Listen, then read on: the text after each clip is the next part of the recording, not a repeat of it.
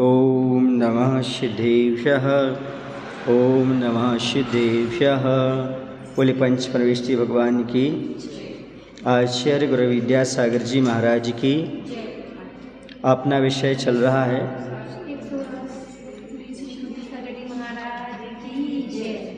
गौड़ स्थान का चल रहा था। आज अपन को देखना है किस गौड़ स्थान में कितने जीव हैं। प्रथम गौड़ स्थान में अनंतानंत जीव हैं, क्योंकि जीव अनंतानंत होते हैं और प्रथम गुण स्थान में अनंतानंत जीव हैं। द्वितीय गुण स्थान में पल्ल के असंख्यात्म भाग प्रमाण जीव हैं। तृतीय गुण स्थान में पल्ल के भी असंख्यात्म भाग प्रमाण जीव हैं। चतुर्थ गुण स्थान में पल्ल के असंख्यात्म भाग प्रमाण जीव हैं। पंचम गुण स्थान में पल्ल के असंख्यात्म भाग प्रमाण जीव हैं।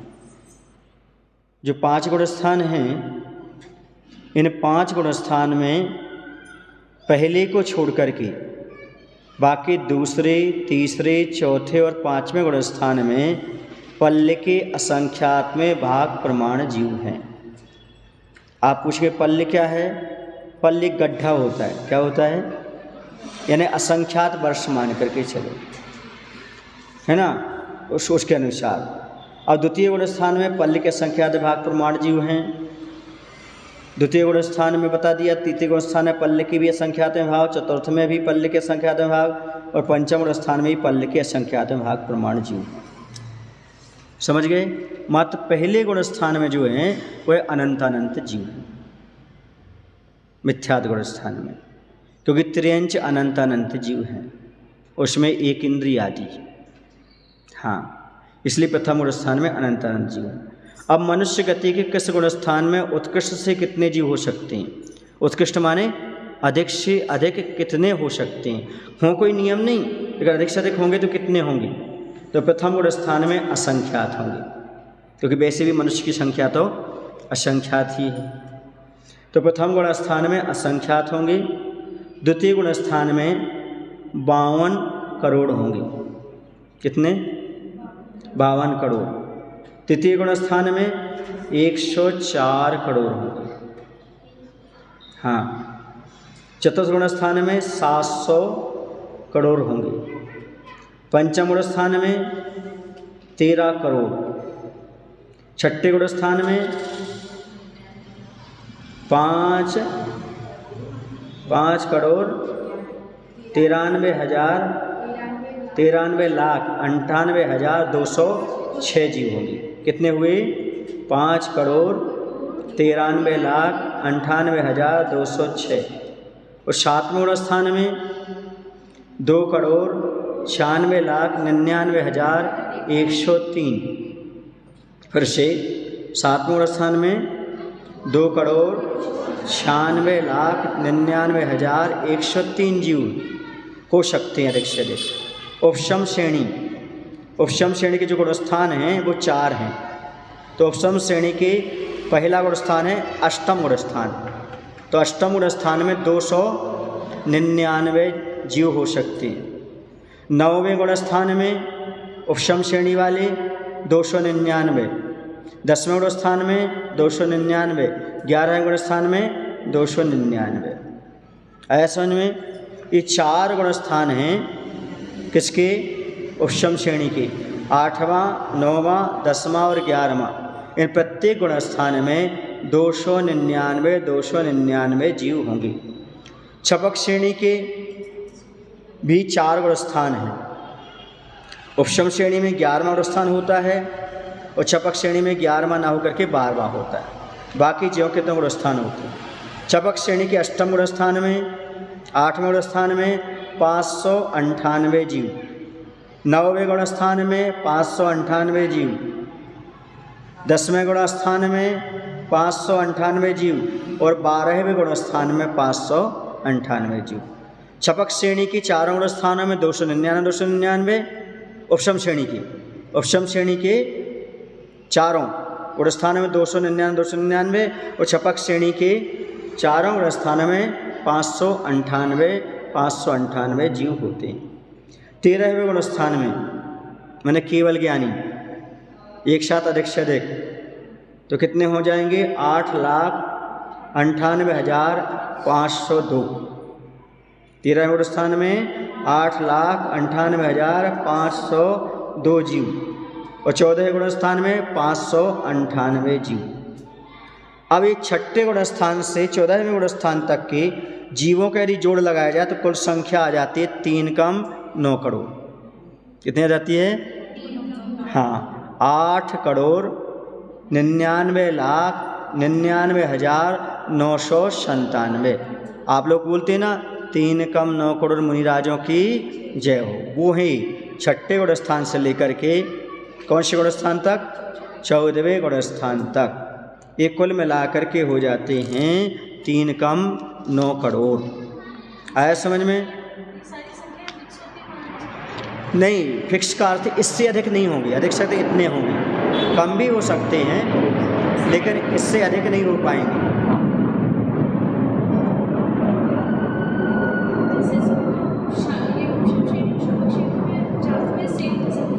उपशम श्रेणी और छपक श्रेणी,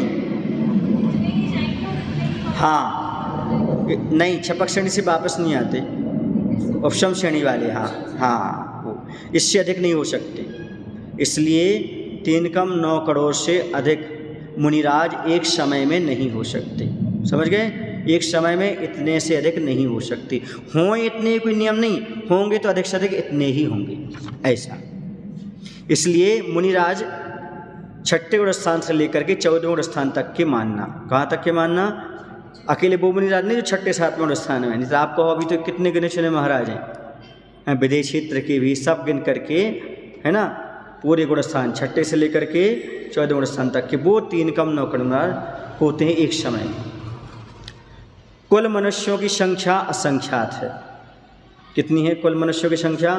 असंख्यात है। वह सम्मूर्छन की अपेक्षा लेना। किसकी अपेक्षा लेना?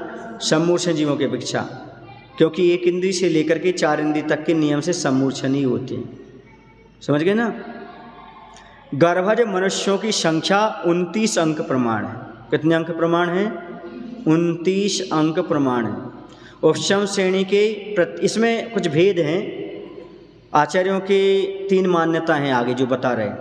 उपशम श्रेणी के प्रत्येक गुण स्थान में 2,99,300 एवं 304 जीव। ऐसा नहीं होगा, ये ऐसा होगा 299, 300 एवं 304 जीव भी होते हैं, ऐसा। एवं इससे दुगने छपक श्रेणी के प्रत्येक गुण स्थान में 598 भी हो सकते हैं, 600 भी हो सकते हैं, 608 भी हो सकते हैं। 3 मान्यताएं हो गई। पहली मान्यता अपन ने स्वीकार की थी 299। कहीं कहीं और ग्रंथों में 299 भी आता है, कहीं 300 भी आता है, कभी 304 भी आता है। ठीक है ना? उपशम श्रेणी के प्रथम गुण स्थान में, प्रत्येक गुण स्थान में। और छपक श्रेणी के अपन अभी पढ़ के आए 598 प्रत्येक में होती है, लेकिन अन्य आचार्यों के मत से 600 भी होती है और 608 भी होती है।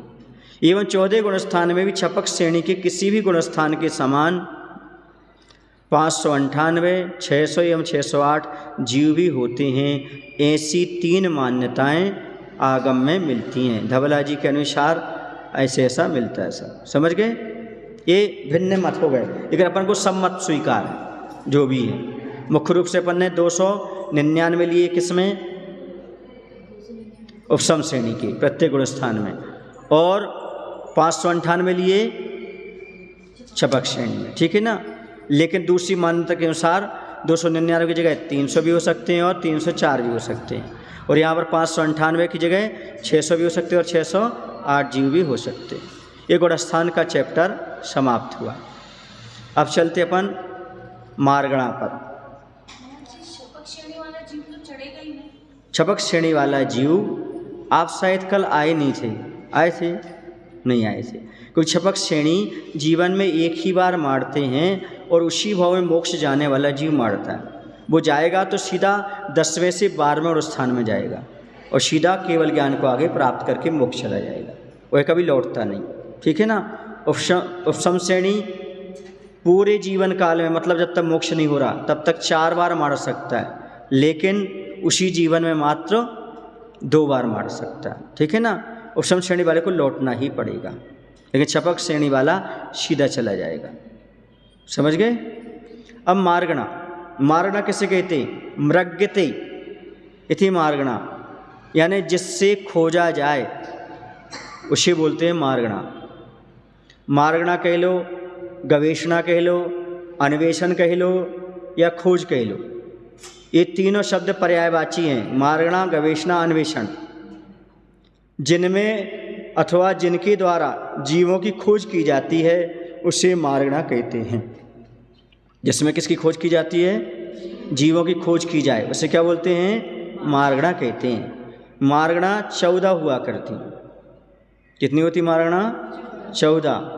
गति, इंद्रिय, काय, योग, वेद, कषाय, ज्ञान, संयम, दर्शन, लेशा, भव्यत्व, सम्यक्त्व, संगी, आहारक, ये 14 मार्गणाएँ होती हैं जिनमें जीवों की खोज की जाती है।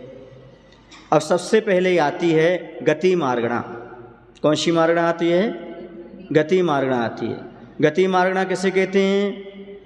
जिस कर्म के उदय से जीव नरक, त्र्यंच, मनुष्य और देवपने को प्राप्त होता है उसे गति कहते हैं। समझ गए। या गति नाम कर्म के उदय से प्राप्त होने वाली पर्याय को गति कहते हैं। तो ये गति कहलाती है, जैसे नरक है, त्र्यंच है, मनुष्य, देव है। गति की अपेक्षा जीवों का परिचय करना सुगति मार्गणा हो जाएगी। समझ गए ना। किसकी अपेक्षा? गति की अपेक्षा। ऐसे जिसकी अपेक्षा हम मार्गणा करेंगे उस नाम से मार्गणा हो जाएगी। जैसे गति की अपेक्षा अपन जीवों का परिचय करें तो गति मार्गणा हो जाएगी, और इंद्रिय की अपेक्षा करेंगे तो इंद्रिय मार्गणा हो जाएगी, काय की अपेक्षा करेंगे तो काय मार्गणा हो जाएगी। तो 4 गतियाँ होती हैं। समझ गए। तो नरक गति, जिस नाम कर्म का निमित्त पाकर आत्मा का नारक भाव होता है उसे नरक गति कहते हैं। नारति थी नार की, जहाँ एक दूसरे से प्रेम नहीं होता, रति नहीं होती, उसे बोलते हैं नार की। समझ गए। वहाँ पर अशुभ परिणाम, अशुभ लेशा, अशुभ देह, सब विक्रिया वाली सब अशुभ अशुभ होती है। तो ये आत्मा का नारक भाव हो जहाँ, जिस कर्म का निमित्त पाकर उसे नरक गति कहते हैं। नरक गति में मात्र 4 गुण स्थान होते हैं, पहले से लेकर के 4थे तक यही गुण स्थान है, इससे आगे कोई गुण स्थान नहीं होते। त्र्यंच गति, जिस गति या जिस नाम कर्म का निमित्त पाकर आत्मा त्र्यंच भाव को प्राप्त होता है उसे त्र्यंच गति कहते हैं। या त्र्यंच गति नाम कर्म के उदय से जीव की अवस्था विशेष को त्र्यंच गति कहते हैं। त्र्यंच गति में 5 गुण स्थान होते हैं, 1 से लेकर के 5 तक। क्यों? क्योंकि वह अणुव्रत धारण कर सकता है। त्र्यंच का ले लेता है? अणुव्रत ले लेता है, इसलिए वह 5 गुण स्थान को संयमी हो जाता है, माने देश संयम हो जाता है, संयता संयत हो जाता है। कौन? त्र्यंच। त्र्यंच भी अणुव्रत को स्वीकार कर लेता है। मनुष्य गति, जिस नाम कर्म का निमित्त पाकर आत्मा मनुष्य भाव को प्राप्त होता है उसे मनुष्य गति कहते हैं। समझ गए। मनुष्य गति में पूरे गुणास्थान है, 1 से लेकर के 14 तक। क्योंकि संसार में यदि कोई गति है सबसे अच्छी तो मनुष्य गति है। यदि मुनि बनने लायक गति है तो मुनि बन सकते, तो कहाँ बन सकते हैं? मनुष्य। मोक्ष जा सकते तो मनुष्य में। इसलिए में सारे गुण स्थान है, 1 से लेकर के 14 तक। देवगति, जिस नाम कर्म का निमित्त पाकर आत्मा देव भाव को प्राप्त होता है उसे देवगति कहते हैं। देवगति में भी मात्र 4 गुण स्थान है, 1 से लेकर 4 तक। समझ गए। इसमें विशेषता क्या है? विशेषता ये है कि 2 गतियाँ आप निकाल लो, नरक और देव। इनमें मात्र 4 गुण स्थान है, असंयम है, पहले से लेकर के 4 असंयत तक ही रहेंगे। लेकिन त्र्यंच गति में गुण स्थान बढ़ जाता है, 1 से 5 हो जाता है। बाकी मनुष्य गति में 1 से 14 तक। सरल है याद करना। क्या है? सरल है याद करना। नरक गति और देवगति में पहले से 4थे गुण स्थान तक, त्र्यंच गति में पहले से 5वें स्थान तक, मनुष्य गति में पहले से 14वें स्थान तक पाए जाते हैं। ये हो गई गति मार्गणा। इन चारों गतियों में जीवों की खोज करना ये गति मार्गणा के अंतर्गत आ जाएगा। इंद्रिय मार्गणा, जिसके द्वारा संसारी जीवों की पहचान होती है उसे इंद्रिय कहते हैं। आप लोग बचपन में पढ़ते होंगे, संसारी जीव की पहचान के चिन्ह को इंद्रिय कहते हैं। समझ गए? और भी विशेष पढ़ना चाहो तो और ग्रंथों में भी आया है, जो इंद्र के समान अपने विषय में स्वतंत्र हो उसे इंद्रिय कहते हैं। समझ गए? कैसे स्वतंत्र हो? जैसे रसना इंद्रिय स्वतंत्र है, उसका काम दूसरी इंद्रिय नहीं कर सकती। घ्राण, नेत्र क्या रस लेने का काम कर सकते हैं? नहीं। नेत्र नहीं देखने का करती है। घ्राण कर सकती क्या? कर्ण कर सकते? नहीं।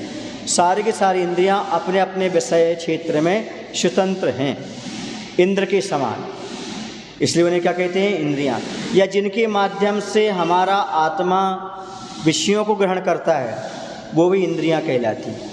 पंचेंद्रिय की विषयों को इंद्रियों से तो ग्रहण कर रहा है, ऐसा ये भी परिभाषा आ सकती है। ये 5 होती हैं इंद्रियां। कितनी होती हैं? स्पर्शन, रसन, घ्राण, चक्षु और श्रोत। ये जिनकी पाई जाएं, वे जिनके पास ये इंद्रियां पाई जाएं वो एक इंद्रिय आदि जीव कहलाते हैं। इंद्रिय मार्गणा में इन्हीं जीवों का परिचय करना है। यदि एक इंद्रिय पाई जाएगी तो एक इंद्रिय, 2 इंद्रिय पाए 2 इंद्रिय, ऐसे ऐसे भेद हो जाएंगे। तो इसके 5 भेद हो जाएंगे, एक इंद्रिय, 2 इंद्रिय, 3 इंद्रिय, 4 इंद्रिय और पंचेंद्रिय। अब इसमें क्या होता है, जो एक इंद्रिय से लेकर 4 इंद्रिय तक के जीव हैं इसमें मात्र प्रथम गुण स्थान ही होता है, क्योंकि मन नहीं होता तो सम्यक दर्शन की योग्यता नहीं। इसलिए एक इंद्रिय से 4 इंद्रिय तक के मात्र प्रथम गुण स्थान वाले होते हैं। एवं पंचेंद्रिय में 1 से लेकर 14 गुण स्थान तक होते हैं। असंगी पंचेंद्रिय की बात नहीं कह रहे, यहाँ पर किस कह रहे हैं? हाँ, संगी पंचेंद्रिय की। उसमें 1 से लेकर के 14 गुण स्थान तक होंगे, क्योंकि जिसके पास मन नहीं है उसका गुण स्थान पहले से ऊपर उठ नहीं सकता। समझ गए? हाँ, पहले ही होगा। अब चूंकि अपन इंद्रिय का विषय ले रहे हैं ना बेटा, इसलिए एक इंद्रिय से 4 इंद्रिय तक ले ली। अब पंचेंद्रिय में भेद करेंगे थोड़ी कोई इंद्रिय का भेद हो जाएगा, इसे संगे अलग से नहीं डाला। समझ ना? सिर्फ पंचेंद्रिय ले लिया मन वाला।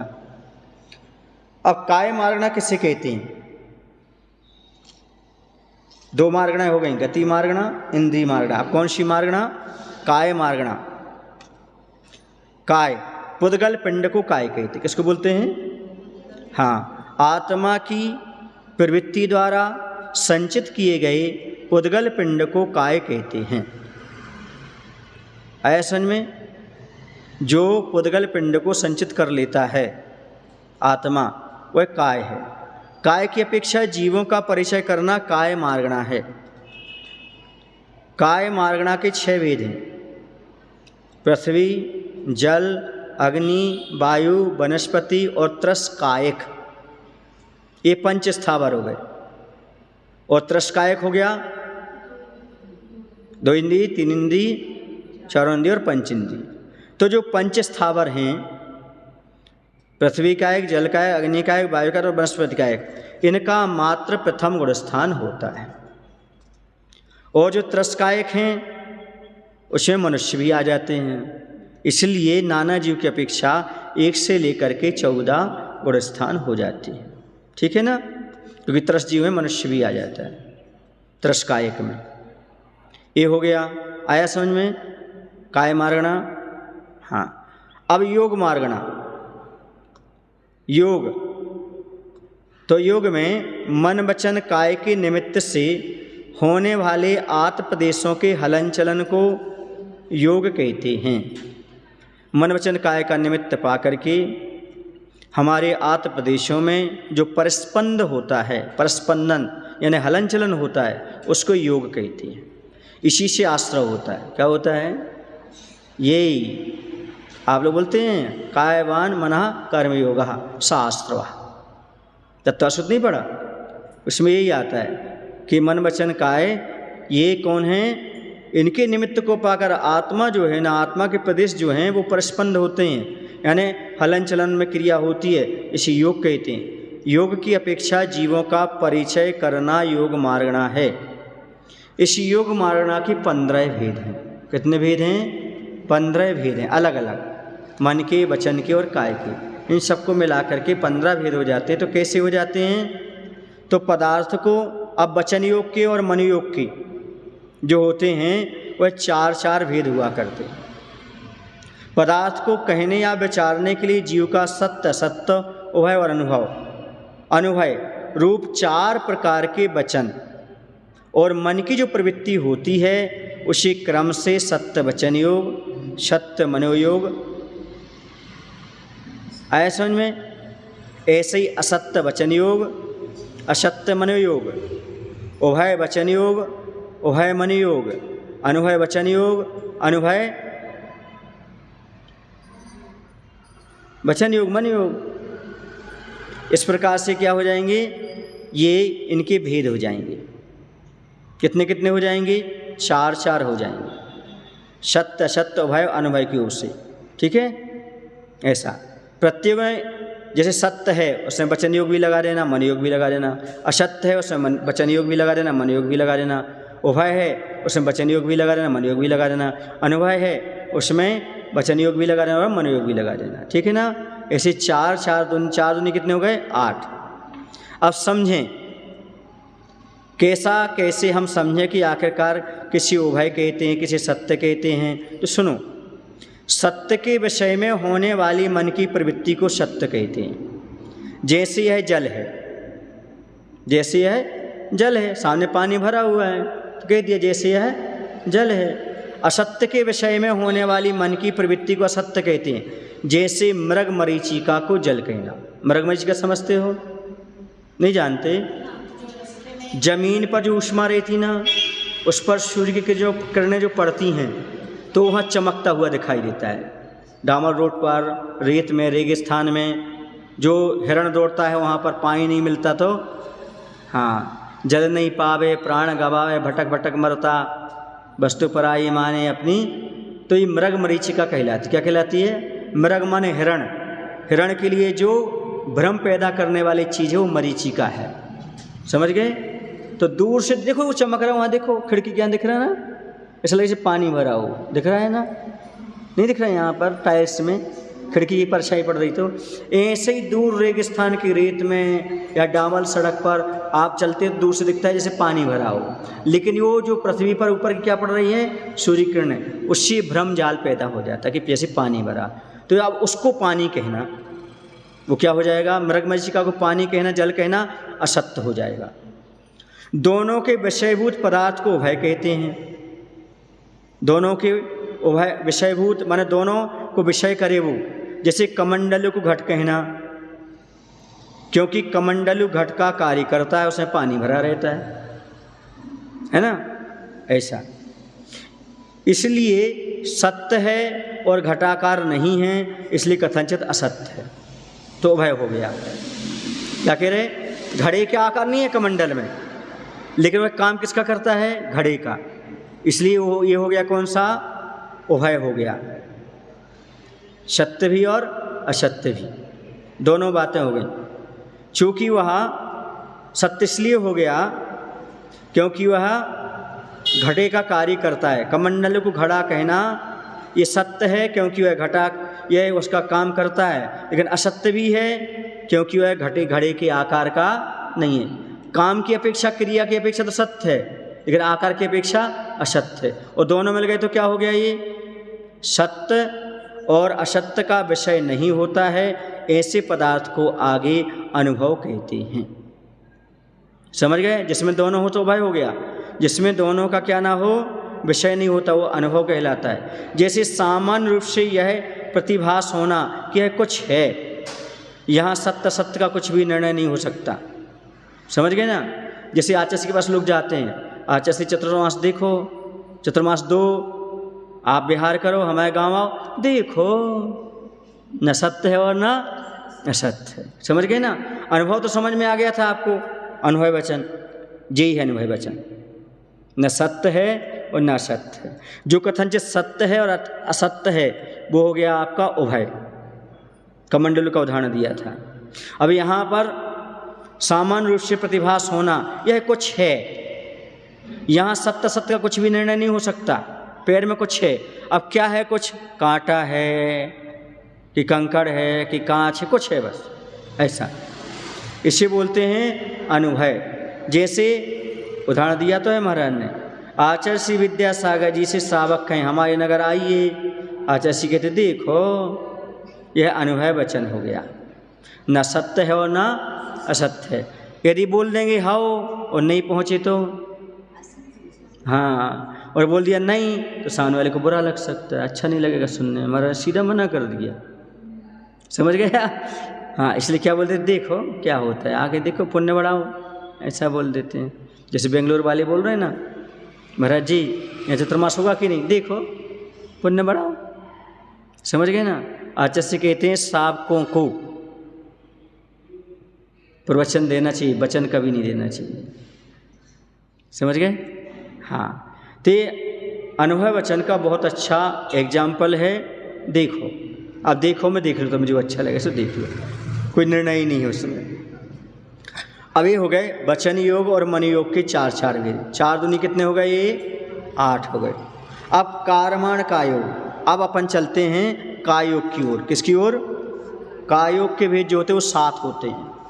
8 और 7 कितने हो जाएंगे, 15 भेद पढ़ के आए ना अभी, 15 भेद होते हैं। तो सबसे पहला आता है कारमाण कायोग।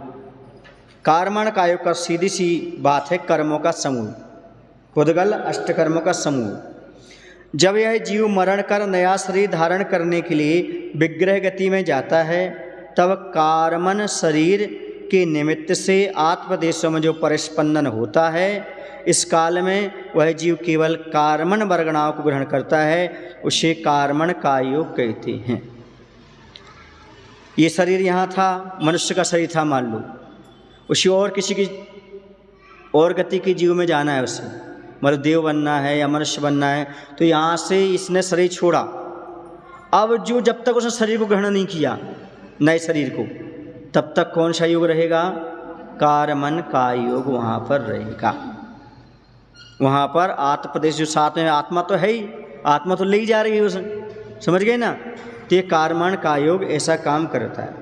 वहाँ पर यही वर्गणाएँ आती हैं, इन्हीं के माध्यम से परिस्पंदन होता है। आत्मदेशों में इन्हीं के माध्यम से हलन चलन होती है। तो यह जीव केवल यहाँ कारमन वर्गणाओं को ग्रहण करता है, उससे कारमन का योग कहते हैं। विग्रह गति के अलावा भी होता है, जैसे केवली भगवान हैं तो उन्हें अन्य कर्मों की स्थिति आयु कर्म के बराबर बनाना पड़ती है, तो उन्हें समुद्घात करना पड़ता है। जब समुद्घात होता है तो वहाँ पर प्रतर और लोक पूर्ण समुद्घात में भी कारमन का योग होता है।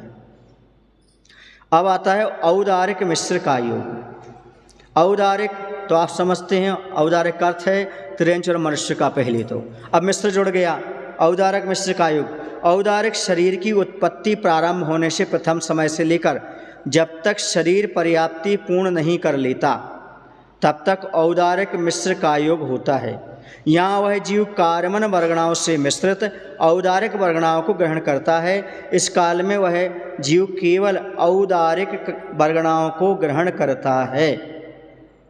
ऐसा में कोई जीव मनुष्य त्रियंच में जन्म लेने आ रहा है, औदारिक शरीर किसके होता है, मनुष्य त्रियंच के।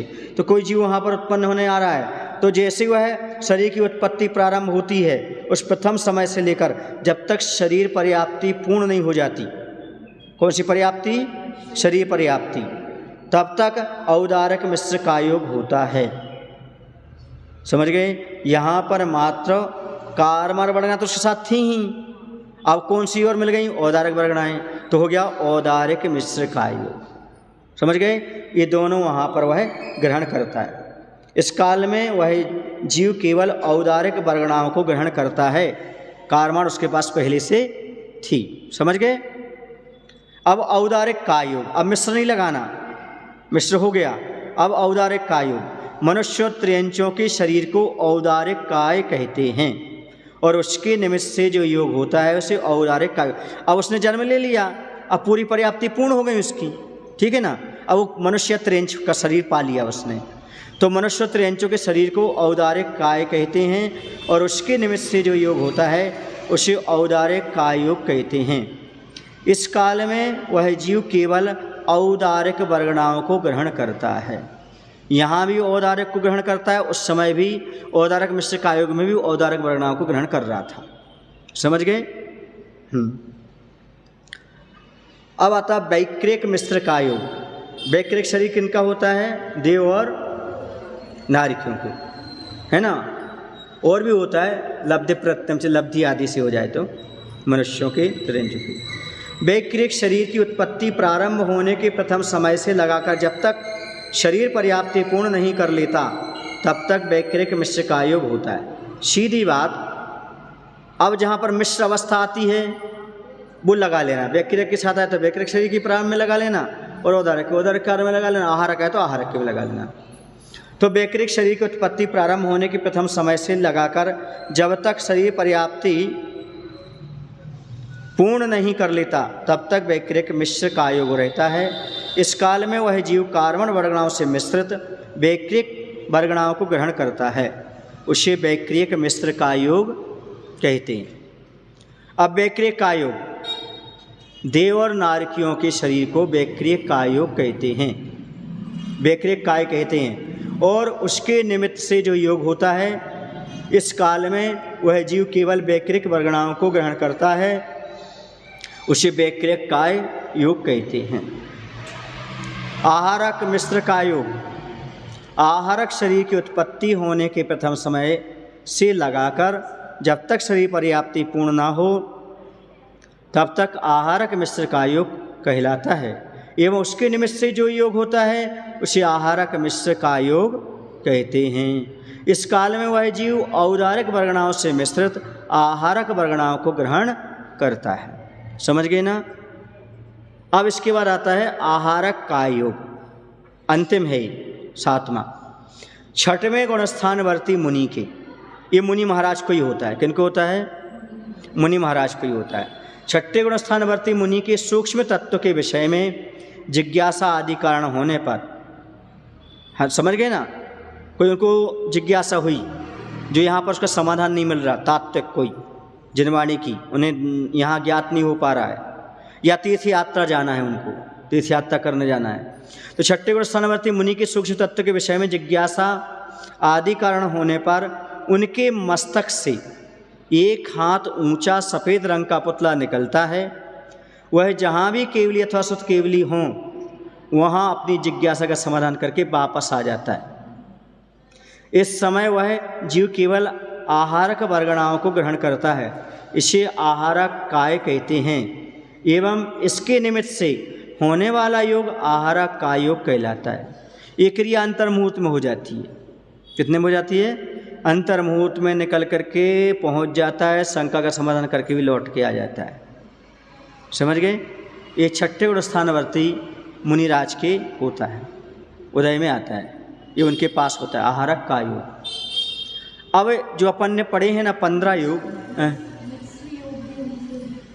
हाँ जैसे ये प्राप्त करने के लिए गया वैसे, हाँ आहारक काय योग है तो आहारक मिश्र काय योग भी उन्हीं के होगा। अब यहाँ पर 15 जो योग पढ़े अपन ने, उनके कौन कौन से गुणस्थान तक होते हैं वो, तो सप्तमन योग पहले से लेकर के 13वें गुणस्थान तक होता है। कौन से गुणस्थान तक होता है? असप्तमन योग पहले से लेकर के 12वें तक होता है, 13वें में नहीं हो सकता। कौन सा? असप्तमन योग, केवली भगवान के पास। उभयमन योग 1 से लेकर के 12वें गुणस्थान तक। अनुभयमन योग 1 से लेकर 13वें तक, केवली भगवान के भी अनुभय और सप्तमन योग पाया जा सकता है। सत्यवचन योग पहले से लेकर के 13वें गुणस्थान तक, असत्यवचन योग पहले से लेकर के 12वें गुणस्थान तक, और अभय वचन योग पहले से लेकर के 12वें तक। देखो यहाँ पर जो है उभय वचन योग पहले से लेकर के 12वें तक चलेगा, अनवय वचन योग पहले से लेकर के 13वें गुण स्थान तक। समझ में आ रहा कुछ आपको? बोलो क्या समझ में आ रहा? जैसे मनयोग के गुण स्थान है वैसे ही वचन योग के गुण स्थान है। समझ गए? हाँ। अब आता है अनवय वचन योग के बाद अनवय वचन कहाँ तक पहुँच गए थे? 1 से 12वें गुण स्थान तक कि 1 से 13वें तक? 1 से 13वें तक। अब कर्मण का योग पहले, दूसरे, चौथे एवं 13वें गुण स्थान में। यहाँ 30वां गुण स्थान क्यों छूट गया? क्योंकि 30वें गुण स्थान में मरण नहीं होता। क्या नहीं होता? हाँ। और ऊपर के गुण स्थान में जिनमें मरण होगा वो चौथे में आ जाएंगे। कहाँ आ जाएंगे? चौथे में। इसलिए पहले, दूसरे, चौथे एवं 13वें गुण स्थान। 13वां गुण स्थान कर्मण युग में काय युग में क्यों लिया? क्योंकि वहाँ पर भगवान समुद्घात करते हैं। क्या करते हैं? समुद्घात। समुद्घात की अपेक्षा लिया यहाँ पर प्रतर और लोकपूर्ण समुद्घात के समय में 13वां गुण स्थान। तो कर्मण का युग का हो गया पहला, दूसरा, चौथा एवं 13वां गुण स्थान। ये 4 गुण स्थान हो गए। औदारिक मिश्र का युग का पहला, दूसरा, चौथा एवं 13वां ज्यों का त्यों गुण स्थान। जैसे कर्मण का युग में रहेगा वैसे ही औदारिक मिश्र का युग में रहेगा। अब औदारिक का युग 1 से 13 तक, क्योंकि मनुष्य वहाँ तक कहाँ है वो? जब तक योग है 13वें गुण स्थान तक योग रहता है। 14वें गुण स्थान में है नहीं, अयोग केवली हो जाते हैं। तो पहले गुण स्थान से लेकर 13वें गुण स्थान तक। वैक्रिक मिश्र का योग इसमें पहला, दूसरा एवं चौथा। समझ गए? वैक्रिक मिश्र का योग इसमें दूसरा क्यों आया? इसलिए आया तीसरे में मरण नहीं होता। क्या नहीं होता तीसरे में? पहले में, दूसरे और चौथे में मरण होता है। और 4 गुण स्थान से ज़्यादा गुण स्थान वहाँ पर होते नहीं, देव और नारकियों में। वैक्रिक का योग इसमें चूँकि अब क्या हो गया, वो पर्याप्ति पूर्ण कर ली उसने, अब इसलिए पहले से लेकर के 4 गुण स्थान होंगे। जब वहाँ पहुँच जाएगा तो वहाँ पर 30वां गुण स्थान भी हो सकता है पहुँचने के बाद, जन्म लेने के बाद। लेकिन उसमें जन्म लेगा तो उस समय मरण की अपेक्षा मरण नहीं होता 30वें गुण स्थान में, इसे छूट गया। अब आहारक मिश्र का योग 6वां गुण स्थान, आहारक का योग 6वां गुण स्थान, क्योंकि मुनिराज की होगा 6वें गुण स्थानवर्ती प्रमत्त गुण स्थानवर्ती। अपन पढ़ के आए। ये हो गई अपनी कौन सी मार्ग तक पहुंच गए? योग मार्ग तक। अब वेद मार्गणा। कौन सी मार्गणा? वेद मार्गणा। वेद्यत इति वेदः, जो वेदा जाए, अनुभव किया जाए, उसे वेद कहते हैं। वेद की अपेक्षा से जीवों का परिचय करना वेद मार्गणा है। स्त्री वेद, पुरुष वेद और नपुंसक वेद। अब तो समझ में आ गया ना? हाँ, वे वेद 3 भेद वाले हैं। इनके गुणस्थान जो होते हैं पहले से लेकर के 9वें गुणस्थान तक होता है। वेद कहाँ तक होता है? 9वें गुणस्थान तक। भाव वेद और द्रव्य वेद की अपेक्षा से तीनों वेद 2 प्रकार के होते हैं। मूल में 3 भेद हैं वेद के, स्त्री, पुरुष और नपुंसक। लेकिन भाव और द्रव्य भेद की अपेक्षा तीनों के 2 प्रकार हो जाते, 2-2। वेद 9 कषाय के उदय से स्त्री की पुरुषाभिलाषा, पुरुष की स्त्री अभिलाषा और नपुंसक की उभय माने दोनों के प्रति अभिलाषा को भाव वेद कहते हैं। जो स्त्री है उसकी पुरुष को भोगने की इच्छा होना, जो पुरुष है उसकी स्त्री को भोगने की इच्छा होना, और नपुंसक को दोनों की भोगने की इच्छा होती है। अब पुरुष वेद तृण की आग के समान होता है। पुरुष की वासना कितनी होती है? तृण जो होते ना, उस पड़े आग लगी थोड़ी देर बाद समाप्त। स्त्री वेद कंडे की आग के समय 6-6 घंटे चले। एवं नपुंसक वेद की ईंट पकाने की हवा की आग के समान 15 दिन तक। नाम कर्म के उदय से उत्पन्न स्त्री, पुरुष और नपुंसक के बाह्य चिन्ह को द्रव्य वेद कहते हैं। वो भाव वेद हो गए, अंदर की वासना की बात हो गई, और जो बाहर के चिन्ह हैं वो द्रव्य वेद हो गए। विशेष और अपन समझ लें कि कर्म भूमि के मनुष्यों एवं त्रियंचों में द्रव्य वेद व भाव वेद में असमानता भी पाई जाती है। कैसे? जैसे कोई द्रव्य से पुरुष वेद है, उसके भाव से 3 में से कोई भी वेद हो सकता है। यानी वह बाहर से पुरुष वेदी है, लेकिन अंदर से नपुंसक वेदी भी हो सकता है या स्त्री वेदी भी हो सकता है, क्योंकि जिसको वो सुख भोगने की इच्छा हो जाएगी वह वेद उसके पास आ जाएगा। इसी प्रकार स्त्री वेद और नपुंसक वेद में भी हो सकता है, किंतु ये कहाँ की बात है? कर्म भूमियों के मनुष्य त्रेंच में द्रव्य भेद कुछ हो और भावोत कुछ हो, ऐसी असमानता हो सकती है। लेकिन देव नारकी तथा भोगभूमि के मनुष्यों त्रेंचों में जैसा द्रव्य भेद होता है वैसा ही भाव भेद होता है। किनके? देव के, नारकी की और भोगभूमि के जीवों की। एक इंद्री से चार इंद्री तक नियम से द्रव्य व भाव भेद नपुंसक ही रहता है, ये नियम है। एक इंद्री से लेकर के चार इंद्री तक के जीव नपुंसक वेदी ही होते हैं, इसलिए तो उनकी उत्पत्ति में माता पिता की आवश्यकता नहीं पड़ती। आप लोग बोलते जरूर चींटी अंडे ले जा रही है, लेकिन चींटी के अंडे नहीं होते। क्यों? क्योंकि वह समूह छंजन वाला है और नपुंसक वेद वाला है। फिर क्या है महाराज वो लेके जाता है? उसमें जीव आकर जन्म लेने वाला होता है। ऐसे पदार्थ को लेकर जाते हैं तो क्या बोल देते? वो अंडे लेकर के जा रहे हैं, क्योंकि ये अंडज नहीं होते, समझे ना? अंडज तो पंचेंद्रिय होते हैं। आपने पढ़ के आए थे ना जन्म में, जरायुज, अंडज और पोत जन्म वाले, ये गर्भ जन्म वालों के भेद हैं।